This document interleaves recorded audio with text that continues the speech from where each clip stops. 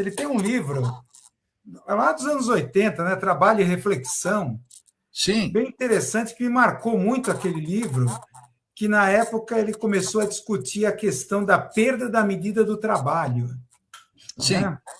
Perda da medida do trabalho. O trabalho estava perdendo a sua medida. Né? Então, foi o início de uma discussão que comecei até na época, essa coisa da centralidade do valor trabalho no modo de produção de valor no capitalismo está se relativizando. Então, o crescimento do setor de serviços, em detrimento do setor produtivo, o financismo do capitalismo, aquela coisa toda. Então, eu discutia, na época, nessa questão da perda da medida do trabalho, implicaria numa perda da consciência de classe, já que não tem aquela coisa do trabalho como norteador da consciência de classe, a relação capital e trabalho clássica. Então, sei lá, pegando Lukács, né, História e Consciência de Classe, aquela coisa como uma visão da consciência de classe a partir do trabalho, né, tal, e assim por diante.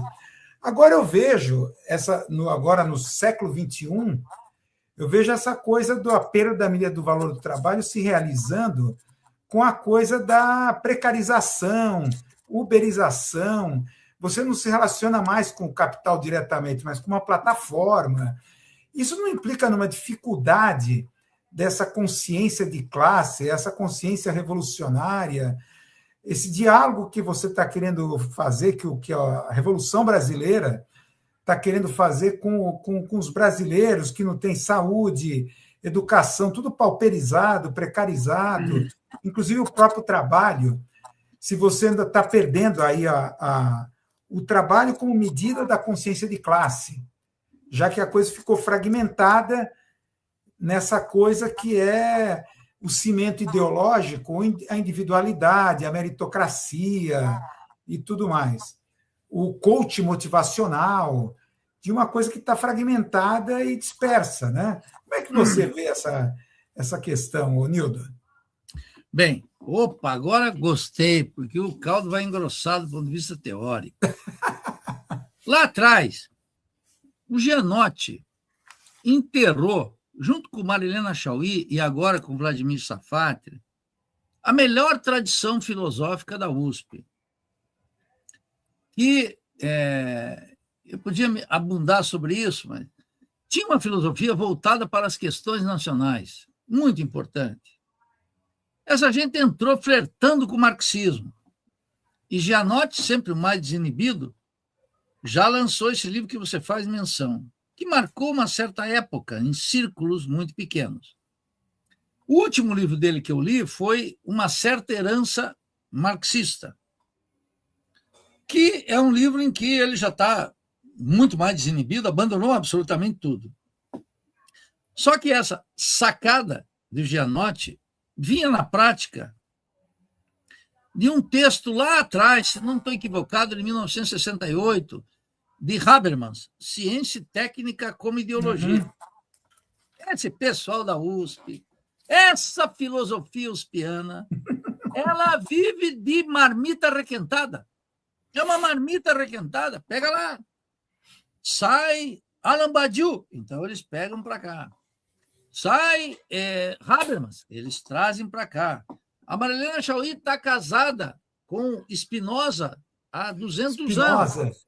Isso, mas já temos a lei do divórcio no Brasil, já aplicado lá com o Nelson Carneiro. Então, isso é uma vergonha. Essa filosofia que está aí, e olha que eu gosto cada vez mais de filosofia, cada vez mais. E, embora o ambiente político é hostil à filosofia, e, em geral, à teoria.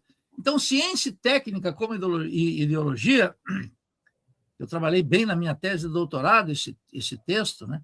É precisamente a ideia de que, no sentido que a sociedade capitalista tem um tal desenvolvimento das forças produtivas, que a ciência, como a principal força produtiva, sabotou a base material do trabalho.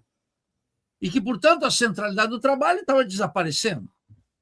Bom, mas nós vimos que, na medida em que desenvolvia as big techs e a inteligência artificial e os chips e os satélites e toda essa loucura que está aí, novos contingentes de trabalhadores se incorporam à produção capitalista de maneira gigantesca, se não no Brasil, nos Estados Unidos. Se não nos Estados Unidos, na China. Se não na China, na Indonésia, no Vietnã, etc. Então, veja, Wilson, tu recorda aqui uma tematização que esse pessoal aí não está mais nem pensando nisso. Tu vai no PT, no PSOL, no PCdoB, se tu colocar essa discussão, só os mais velhos entre os velhos poderão saber. A juventude quer saber de direitos da LGBT, identitarismo, voto e mais nada. Eu vi essa semana aí uma comemoração na greve de São Paulo da Unesp, em que a grande conquista é cotas trans. Isso é um escândalo intergaláctico. Por quê? Porque nós não chegamos aqui nem no fim do vestibular, que já ocorreu no México, na Argentina, no Uruguai e em Cuba. Eu vivi nesses países, porra. Não tem vestibular na Argentina. Acaso a Argentina é a Suécia? Acaso o México é a Dinamarca? Não. Países dependentes, subdesenvolvidos como o nosso. Mas o pessoal diz, não, vamos fazer um sisteminha de cotas. Cotas sociais, depois cotas raciais, depois cotas trans, depois cota para quem não tem unha, cota para careca, cota para qualquer coisa. E aí, não, mas isso vai ser intermediário, diz os embusteiros. Vai ser intermediário, depois a gente avança para o outro. E nunca avança para o fim do vestibular. E as universidades sendo abandonadas. Esse texto de Habermas, Ciência e Técnica como Ideologia, portanto, plantou algo que depois outros autores começaram a trabalhar, né? Mesmo Robert Kurtz e tantos outros autores começaram a tematizar a ideia de que o valor já não é a regulação do sistema. Teria ocorrido uma revolução no valor. E de tal forma que a base material da teoria do valor-trabalho, que é o que sustenta a teoria de Marx, teria desaparecido para sempre. E se desapareceu para sempre, ela já estava... O conceito de exploração já tinha sido substituído pelo de alienação em Robert Kurtz. Em Gianotti, depois de uma certa herança marxista, foi muito mais radical do que esse livro antigo da década, se não estou equivocado, da década de 79, 80, quando saiu esse livro. Começo da década. Exatamente. 80. Mas antes foi Habermas quem plantou isso, porque Habermas é aquele embusteiro da escola de Frankfurt que, quando ele assumiu a direção, ele botou para a rua mais de 26 marxistas, ele botou para a rua do Instituto de Investigações Sociais. O pessoal não estuda porra nenhuma, né? É um negócio terrível. A escola de Frankfurt, Adorno, Horkheimer, Marcuse. Eu li tudo de Marcuse, tudo de Marcuse, tem tudo aqui. E muita coisa, né? A mentalidade autoritária de Adorno, etc., que ainda o que subsiste, e que tem coisas interessantes, sim, mas tem Lukács também tem, tantos filósofos também tem, até Ortega y Gasset, um conservador humanista, também tem. Então, eles vieram com isso. Só que agora nós estamos vendo que a irracionalidade do sistema, Wilson, vamos admitir que o desenvolvimento das forças produtivas foi tamanho em que sabotou a ideia de um valor. O problema é como explicar, então, a ampliação da superexploração da força de trabalho. E como explicar, então, a ampliação da jornada de trabalho.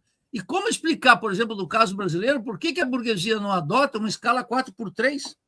Se a ciência e a tecnologia dominam a vida e se dado o grau de produtividade do trabalho, dependendo do setor, ele produz com uma máquina o que ele produz 200 vezes mais do que produziu o ano passado, ele pode, então, reduzir a jornada de trabalho, mas não pode, porque tem o reino da propriedade privada e da apropriação privada do lucro, o excedente, ou, se quiseres, mais ortodoxos, a mais-valia. Eu não esqueço o que é o conceito. Tem uns que tu não falar mais-valia, eles acham que tu está sabotando e fazendo um revisionismo. Então, esse é o ponto.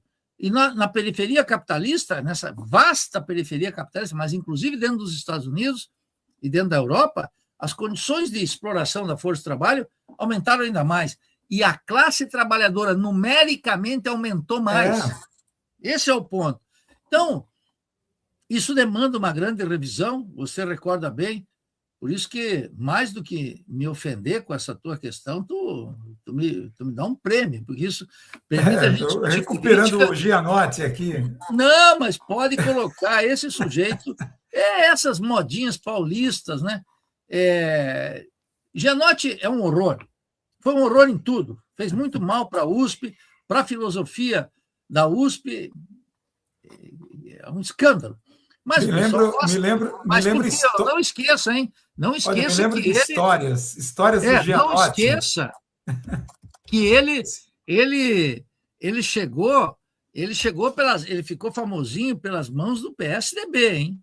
Foi, exatamente. É esse o ponto. Chegou ao MEC, no governo FHC, ele chegou lá ao conselho lá do MEC. Claro. Então, eu acho que é isso que a gente tem que notar, mas você colocou uma questão importante aí, que foi isso, né? Agora, por exemplo, ninguém mais discute a filosofia, por exemplo, de um João Cruz Costa. Maravilhoso, um sujeito extraordinário. Se tu for lá na FEFELESH, eu tive lá agora, um mês atrás, num seminário, se tu for lá discutindo um tema inteiro da Revolução Brasileira, e diz assim, escuta, vocês conhecem o João Cruz Costa? Os alunos vão ficar assim, ó. Não conhece. Só que é um filósofo maravilhoso, porque estava preocupado com os temas brasileiros. Ele não era um importador de modas, como o Gianotti. Ele era um sujeito que estava de os dois pés na rapadura, olhando nossa história, querendo entender o Brasil, que é a tarefa de todo filósofo. Não é reproduzir aqui Alain Badiou, Habermas, e são todos, como diria Darcy Ribeiro, cavalo de santo. Um é cavalo de santo de Lévi-Strauss, o outro é cavalo de santo de Alain Badiou, o outro é cavalo de santo de Habermas, o outro é cavalo... Sempre tem um. E cavalo de santo de Althusser, e uma quantidade de quinquilharias. Olha, eu vou te dizer aqui, só para ti, Wilson, eu gasto muito dinheiro comprando livro de autores que eu não gosto. Mas eu tenho que me orientar pelo debate público. Então, o que eu faço? Um pé naquilo que as pessoas leem e um pé naquilo que elas precisam ler. É as duas coisas, porque para fazer a crítica. Né? Não, essa coisa que você coloca dessa eu acho que está ocorrendo uma sobreexploração. Essa coisa da inteligência artificial, a entrada dos computadores. Eu me lembro, como jornalista, quando eu trabalhava em redação de jornal com máquina de escrever, jornal diário, tá? Que tinha a mesa da diagramação, revisão, fotocomposição, fotomecânica, pestape, tinha toda essa cadeia produtiva. O jornalista apenas redigia, datilografava, puxava a lauda e entregava para o diagramador. Tá? Apenas agora ele faz tudo. Agora, eu me lembro, a primeira geração de terminais de texto, como ficou chamado os computadores na redação, foram embora 5 categorias. O diagramador, revisor, pestape, fotomecânica, fotocomposição. E o jornalista da redação começou a ter que fazer tudo. Tudo isso. Vai ser sobreexplorado. A sorte que eu já estava no final ali, eu já estava indo embora, já estava quase pedindo demissão, quando entrou já a informática na redação de jornal, né? Acabaram as máquinas de escrever, tinha esses terminais. Mas essa coisa da sobreexploração. Os que ficam são mais explorados. Tinha um professor aqui, no Departamento de Economia, era meu amigo, eu não vou delatá-lo aqui, mas era o Wagner Ariente, e ele dizia que, não, olha, o progresso tecnológico está aqui para salvar os trabalhadores. Vejam, por exemplo, as grandes as ferrovias, né? E as usinas siderúrgicas, né? Que os trabalhadores colocando ali com pá, aquelas coisas, as primeiras. E veja como foi uma evolução. Aquilo não foi para salvar a vida dos trabalhadores. Aquilo foi para aumentar a produtividade do trabalho, a modernização técnica e tecnológica, a ciência aplicada à produção e, portanto, lucros extraordinários. É por isso que faz. É a categoria de Marx do lucro extraordinário, que faz com que um capitalista avance na frente. Não tem nada a ver com Schumpeter, teoria da inovação, tudo isso. É uma coisa muito mais complicada que está em Marx, de maneira brilhantemente estabelecida, que é a concorrência entre os capitalistas. E ela implica, naturalmente, no aumento da exploração da força de trabalho. Aqueles 5 que saíram, como você bem disse aí, 5 funções foram suprimidas pela modernização técnica, as tarefas recaíram sobre os outros, obviamente. Então, eu sei como era isso, porque me permito uma crônica pessoal aqui. Eu fiz meu doutorado, meu mestrado no México sem bolsa e sem salário. Eu tinha que trabalhar. E eu trabalhei na imprensa. Então, toda quarta-feira ou terça-feira, não lembro mais, eu tinha que mandar para o jornal o meu artigo, com o qual eu me sustentava lá. Eu exerci de maneira completamente ilegal a profissão. Me orgulho disso. Eu digo para meus amigos jornalistas, eu estou exercendo ilegalmente a profissão. E aí, o que eu fazia? Tinha que escrever no computador, imprimir e mandar por fax. Lembra do fax? Lembro. Aí mandava por fax. Hoje a gente manda num artigo, a gente manda no Zap, manda no Instagram, e manda no e-mail, manda... Quando chegou o e-mail já era uma coisa. Então, eu vejo na universidade, a gente faz muito mais coisas hoje, como professor, que antes tinha um corpo técnico para fazer. Eu não reclamo. É assim que é o desenvolvimento capitalista, e nós, trabalhadores, estamos metidos nessa máquina de moer, nesse moinho de moer gente, como diz o Darcy Ribeiro. Então, efetivamente, é preciso uma reflexão crítica. O Marx escreve, no Tom 1 do Capital, que era preciso uma história crítica da ciência e da tecnologia. Está numa nota de pé de página. Outros autores fizeram isso, ou pretenderam fazer isso, mas, sobretudo, Radovan Richta, em Revolução Científico-Técnica, ele abriu uma nova pista de investigação, um programa de pesquisa, que foi muito produtivo, muito fecundo, e que agora é mais atual do que nunca, sobretudo se você observa os portos chineses, os aeroportos, os táxis na China já sem motorista e funcionando maravilhosamente bem. Um porto chinês é uma exuberância científica e tecnológica, e tudo eles estão fazendo. Então, nós temos que ver que isso tudo tem a ver com a exploração do trabalho, se não lá na China, no mundo inteiro. No mundo inteiro, porque a cadeia de valor ela está colocada aqui no Brasil. E aqui no Brasil ela está dominada pela China, só não na hora que planta, mas mesmo assim pode ter uma semente transgênica, que já é de um proprietário privado de uma multinacional. Saiu da porteira, tudo já é chinês.